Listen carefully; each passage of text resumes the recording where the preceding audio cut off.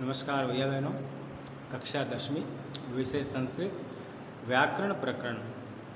आज व्याकरण में हम हल संधि प्रारंभ करेंगे। हल संधि को व्यंजन संधि भी कहते हैं। फिर व्यंजन संधि का हल नाम कैसे पड़ा, तो ध्यान दीजिएगा। हल जो अक्षर होता है, हल का मतलब होता है आधा अक्षर जिसमें स्वर नहीं होता। ध्यान दीजिएगा भैया बहनों, हल व्यंजन का मतलब ये है कि उसमें फिर स्वर नहीं होता और उसकी निशानी क्या होती है, उस अक्षर के नीचे, वर्ण के नीचे हलंत लगा होगा। हलंत युक्त जो वर्ण होगा उसे हल वर्ण कहते हैं। अब इस संधि में हलंत वाले जो वर्ण हैं उसी का ही मेल होता है, उसका मेल होता है, इसलिए इसका नाम हल संधि रखा गया है। स्वर संधि में स्वरों का मेल होता है, इसलिए स्वर संधि रखा गया है। विसर्ग संधि में विसर्ग का मेल होता है, इसलिए विसर्ग संधि कहा जाता है। व्यंजन संधि का आज जो पहला प्रकार हमारी, ये जो मैं आपको संधि जो भी करवा रहा हूँ, ये सभी आपकी पुस्तक के पीछे ग्रामर में यानी व्याकरण में दी गई है, इसलिए पुस्तक में जो भी दिया गया है उसका हमें अभ्यास होना ही चाहिए। शचुत्व संधि, पहली जो हमारी संधि है वो है शचुत्व संधि। तो ध्यान दीजिएगा भैया बहनों, शचुत्व जो संधि है इसके अंदर आप देखेंगे कि सबसे पहले ध्यान दीजिएगा,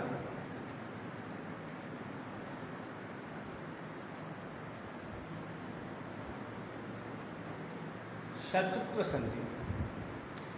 इस शचुत्व संधि के अंदर आप ध्यान दीजिएगा, नाम से पता चल रहा है कि श दुए वाला श, सलगम वाला श भी बोलते हैं इसे, और च मुख्य स्वर है श और च, यानी कि जब कभी भी हलंत युक्त स या फिर तय वर्ग पूरा तो थो दो धो न, इन अक्षरों में से किसी के भी साथ प्लस यानी परे श और च वर्ग पूरे में से कोई भी अक्षर च छ ज ज य, अगर इनका मेल होता है, ध्यान दीजिएगा, सकार सैसलेटी वाला स और तय वर्ग में कोई भी अक्षर, इनका अगर श और च वर्ग के किसी अक्षर का अगर मेल होता है तो फिर क्या परिवर्तन होगा, वो ध्यान देने वाली बात है। ये हमारा सूत्र है।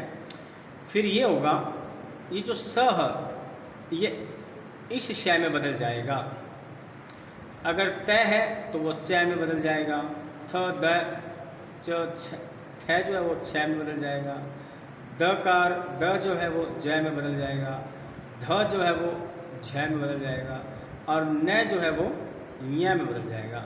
शर्त क्या है, इन अक्षरों के साथ श और च वर्ग का मेल होना चाहिए। जब इन दोनों का मेल होगा तब ये अक्षर आएंगे इनके स्थान पर। यह हमारा सूत्र है। उदाहरण द्वारा समझेंगे तो बहुत जल्दी समझ में आ जाएगा।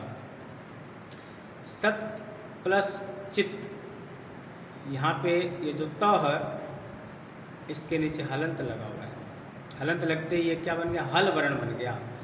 हल वर्ण का मेल हो रहा है इसलिए हल संधि है, इसका नाम हल संधि है।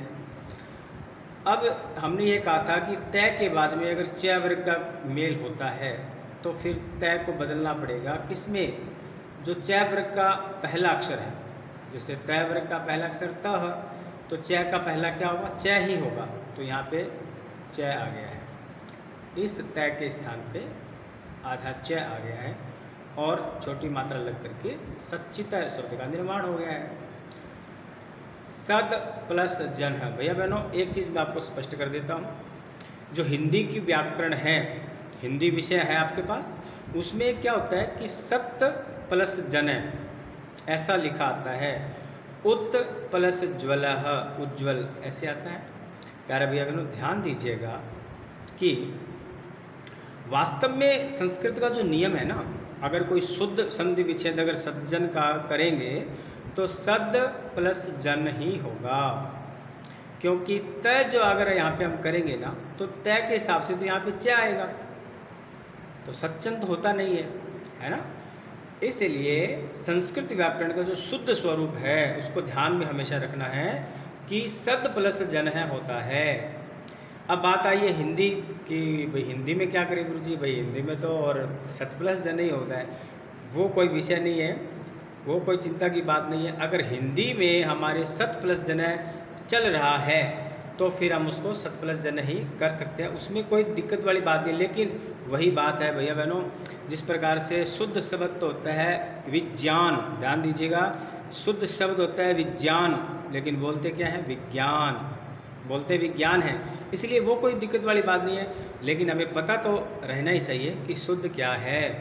तो सद प्लस जनः, सज्जनः। ऐसे ही उद प्लस ज्वलः, द जो है वो जैसे त थ द, तो फिर च वर्ग का तीसरा क्या होगा, ज ही होगा, इसलिए उज्ज्वलः। जब एक जैसे वर्ण दो बार ऐसे आ रहे हैं तो लगभग लगभग देखते पहचान में आ जाता है कि भाई और ये सचुत्व संधि है, या फिर ये, और ऐसे ही अगर मान लो दो बार वर्ण आते हैं तो हमें ध्यान में आ जाता है लगभग लगभग कि सचुत्व या षटुत्व संधि है। रामस प्लस चिनोति, अब यहाँ पे सलेटी वाला स है तो इसको और हम बदलेंगे शैव में, और रामस चिनोति शब्द का निर्माण हो जाता है। इस स को हमें श में क्यों बदलना पड़ा, क्योंकि आगे च वर्ग का मेल हो रहा है, तो इसलिए इस स को इस श में बदलना ही होगा। ये चारों उदाहरण हम ध्यान में रखेंगे। अगला जो इसका प्रकार है वो है षटुत्व संधि। जिस प्रकार से सचुत्व संधि में श और च का आगमन होता था, यानी कि ये लगते थे, इसी प्रकार षटुत्व संधि में श षटकोण वाला और ट वर्ग जो है ये लगेंगे। लेकिन कब, सूत्र ध्यान में करेंगे तो ध्यान में आएगा कि स और त थ द ध न, इन अक्षरों के साथ अगर श षटकोण या ट वर्ग के किसी भी अक्षर का अगर मेल हो रहा है, किसी भी वर्ण का यदि मेल हो रहा है, तब क्या होगा, उसमें क्या होता था, उसमें तो स जो था वो स दुए वाला जो स है, शलगम वाला स, उसमें बदलता था। अब संधि का नाम है षटुत्व, इसलिए स जो है वो श में बदलेगा, क्योंकि नियम क्या है, आगे श षटकोण आया है या इस अक्षर का कोई भी वर्ण आएगा तो फिर क्या होगा, अगर च वर्ग का कोई आता है तो दुए वाला स बनेगा, ट वर्ग का आएगा अक्षर का मेल होगा तो फिर ट वर्ग के अक्षर ही बदले जाएंगे, यानी कि वो ही अक्षर आएंगे। अब ध्यान दीजिएगा, स षटकोण वाले स में बदला जा रहा है, त जो है वो ट में बदला जाएगा, थ ठ में, और द ड में, ध ढ में, और न जो है वो अण में। ध्यान दीजिएगा जो ढ है ना, ये इसके नीचे बिंदी नहीं है क्योंकि वो अन्य वर्ण होता है, इसलिए ठीक है। ट वर्ग में जो ढ होगा उसके नीचे बिंदी नहीं होगी, ये ध्यान रखना। इसके उदाहरण देखो, तत् प्लस टीका। अब यहाँ पे त है, आगे ट है, तो ट का मेल हो रहा है इसलिए त को बदलना पड़ेगा, किसमें, ट में बदलेंगे, क्योंकि त पहला अक्षर है और ट का पहला अक्षर ट ही होता है। तो तट्टिका। रामषष्ठः, अब यहाँ पे इस स को बदलेंगे हम, क्योंकि आगे षटकोण वाला स आया है तो षटकोण वाला श ही आ जाएगा, रामषष्ठः।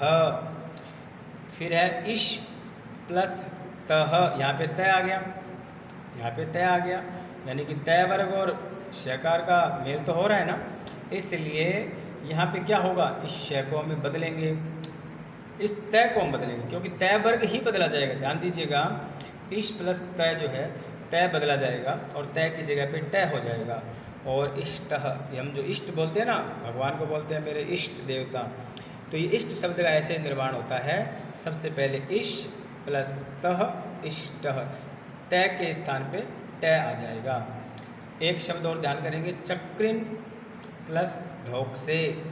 अब ये चक्रिन का न है, यानी त थ द ध न, त वर्ग का न अक्षर है, तो इसको ट ठ ड वर्ग जो है, इस न को ध्यान में रखते हुए, न पांचवा वर्ण है तो ट ठ ड ड अण, अण पांचवा होता है तो अण में बदलेंगे इसको, न को, चक्रिण ढौक से। तो प्यारे भैया बहनों, इस प्रकार से आज हमने व्यंजन संधि के और दो प्रकारों का हमने अध्ययन किया। हम इसे उत्तर पुस्तिका में करेंगे और ठीक से स्मरण करेंगे। धन्यवाद भैया बहनों।